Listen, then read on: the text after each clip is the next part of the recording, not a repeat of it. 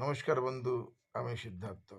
আমি একটা জিনিস চিন্তা করছিলাম, আগে এই মুঘল সাম্রাজ্য, খেলজি সাম্রাজ্য, লোদি সাম্রাজ্য কিংবা চেঙ্গিস খানরা কত যুদ্ধ করত কোনো রাজ্যকে, দেশকে দখল করার জন্য। কত সৈন্য মৃত্যু হতো, কত গোলা বারুদ খরচা হতো। তারপর একটা দেশকে দখল করত, আর দখল করার পরে সেই দেশের রাজকোষের দায়িত্ব নিত। তারপর সেই রাজ্য কিংবা দেশ থেকে লাগান মানে ট্যাক্স উসুল করত, আর সেইটা দিয়ে ওদের চলতো। কেন চলতো? ও পরিশ্রমের ফল করত, তারা যুদ্ধ করত, এম্পাওয়ারমেন্ট করত, তারপরে এই ধরনের কাজ হতো।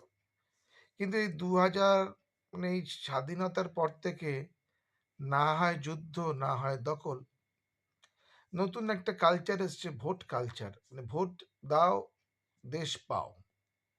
ভোট নেবো, দেশ নেবো।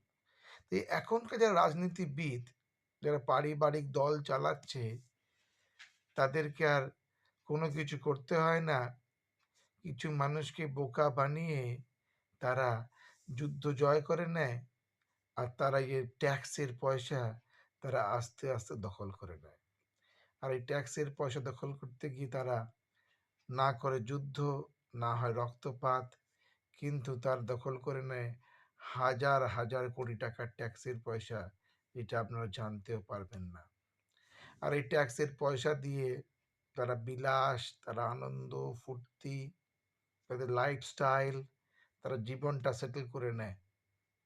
আর আমি আপনি যারা বোকা, তাদেরকে মনে করি ভগবান, আর তারা কিন্তু নিজের জীবনটাকে সুন্দর ভোগ করে আর বলে মানুষের স্বার্থে কাজ করছি।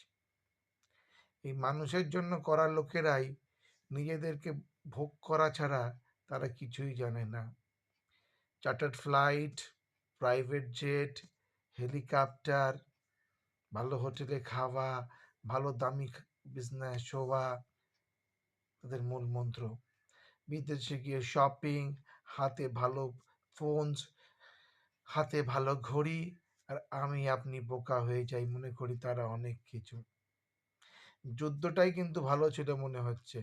যুদ্ধ করে জিততো আর ট্যাক্সের দখল করতো। আর এখন না হয় যুদ্ধ, না হয় কোনো কিছু। তার উপর আরেকটা জিনিস পাওয়া যায় ব্যবসায়ীদের থেকে, অ্যান মানি। কোনো ব্যবসায়ীকে যদি আমি প্রোটেকশন দেই, তার প্রোটেকশন মানিয়ে পাওয়া যায়।